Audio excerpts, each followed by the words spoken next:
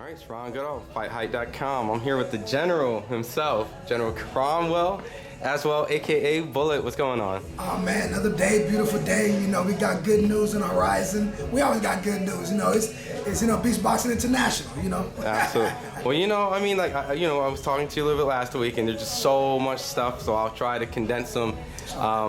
So first and foremost, how's everything with all the fighters and everyone you're working with? I'm very happy with the fighters. I feel like, you know, we have a position where if a fighter at this point don't believe in there, don't want to listen, they can just kick rocks. Mm-hmm. You know what I'm saying? We have a great team of fighters. Everybody can work with each other, learn from each other, and they see we know how to navigate ourselves to the bayous. Yeah, absolutely. You know, and seeing the fact that one big fight after another big fight after another big fight, you know, how is it at this moment celebrating the victory of the win? You know, man, I'm still Rolly celebrating the WBA championship. Now we got another big thing going.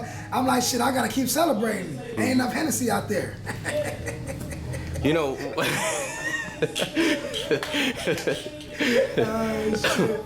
you know, going back and self-reflecting, you know, with the victory with you and Rolly, obviously it was a huge fight. World title on the line. Obviously, there's people that speak on the decision of the referee, which has obviously nothing to do with you or Rolly. You guys are fighting, but just to critique like the fight, the performance, and things like that. Well, the game plan was executed perfectly. You know, like we told him, Barroso is a 40-year-old gentleman. He's very skilled, very game, very experienced. He had double the fights Rolly had. It's about 30 fights. Rolly got 15 at the time. So at the end of the day, Rolly's ability to listen and not do what Rolly would do, like 2-3 rounds, go in there and fight and exercise his patience, that really made me happy.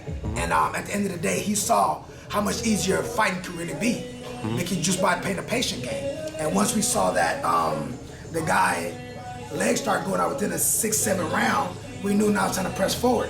You know, when Rolly got clipped early in the fight, it was pretty much a bull crap of footwork, really.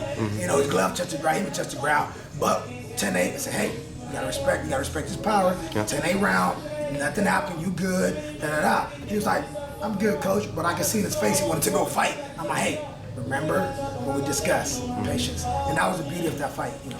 Do you think there was a little bit of nerves in the early rounds, just seeing the fact that it goes from one big fight to a championship fight? Yeah, it was a lot of nerves on fighter, team, everything, because being able to come back from being stopped, that is a mental battle. And a lot of fighters don't understand that you still got trauma. When you have trauma, you're kind of like gun shy, so you gotta be smooth about it. But as we can see, he got through it, and he passed the test, and that's how now we're on to the next. You know, and just going back to the whole, you know, the position of the fight, you guys were in the position of hurting him, the position was going on. And, you know, I think that, just speaking, you know, just from a fan perspective, I know people were saying, hey, the ref should have stopped it. I know that in your guys' eyes, you guys wish it wasn't stopped because of Hey, let me tell you something, and you know and the world knows, murder, murder, murder, kill, kill, kill. I don't want the referee to stop the fight. I want to stop him, I want him out of this, I want him out cold. You know what I'm saying? So when the fans and his family that love him, supposedly Barroso's people, y'all don't love that man. Y'all know he was dwindling down, he was hurt, and y'all still want to keep fighting so y'all can make some money and take the money that he got. You know what I'm saying? People that's in boxing, you gotta really watch about your family and your circle, because your circle see you hurt, they shouldn't want you to go back and continue to fight in that fight. You live to fight another day. When Rolly was in there with Tank and he got hurt, I wasn't gonna let that continue. We live to fight another day. You know what I'm saying? So that's my point. Then when it come, oh, F me, or I'm a BITCH, or Rolly this, we didn't stop the fight. Tony Weeks is a professional referee. He been doing this for many, he's a great referee. You know what I'm saying? That's his call. Just like the judges. The judges with the Devin Haney-Lomachenko fight. Them people do this all their life. Who are we to tell them what to do in their job? You know what I'm saying? Half the people angry and mad are just haters. Half of them don't even have nothing to do with boxing. Now, seeing the fact that you guys are world champion at 140 division, and congratulations to you and Rolly, I've been seeing some tweets, some cryptic tweets a little bit with Ryan, saying like, Rolly, you know, like you asked for it, and then I saw Rolly putting like a green check that says done deal, and then there's these pictures of Rolly and Oscar. Rolly defending his title against Ryan Garcia, is that... That is the next move. I mean, Because at the end of the day, if you want to fight somebody, you know, at their level, you really just got to make it happen with your team and with the two fighters. Sometimes the fighter want it, but the team don't want it. I think they both at the position now in their career where, listen, we are those dudes in boxing, and we got to make it happen for the people. And to prove it to ourselves, because the sparring sessions that we had, you know, Rolly had the better of them, the sparring sessions. So some people think like, okay, well, that was sparring. Okay, we know sparring and fight is different. So now let's see what's gonna happen in a real fight. Rolly Romero versus Ryan Garcia.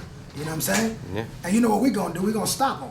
Woo. So let's just say first words, like the fight is in the process of getting made or maybe made, you know, you don't have to say, but the first words, you know, towards Ryan Garcia as the coach of Rolly and defending as the WBA, you know, world champion squad at 140.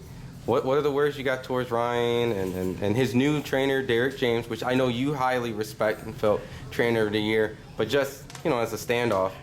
The first thing I gotta say to Ryan is, and still, WBA champion at 140 after the Ryan fight. To Derrick James, you know, that's my guy. I respect him a lot. And now we get to play chess in the same night. So we get to see if his horse is ready like my horse, and who got the most heart, will, and all the intangibles, that's what's gonna be.